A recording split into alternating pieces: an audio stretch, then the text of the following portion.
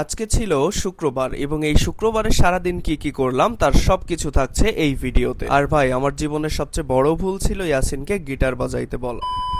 আসসালামু আলাইকুম এভরিওয়ান, আমি আকাশ আবরার চলে এসেছি আরেকটা নতুন ভিডিও নিয়ে।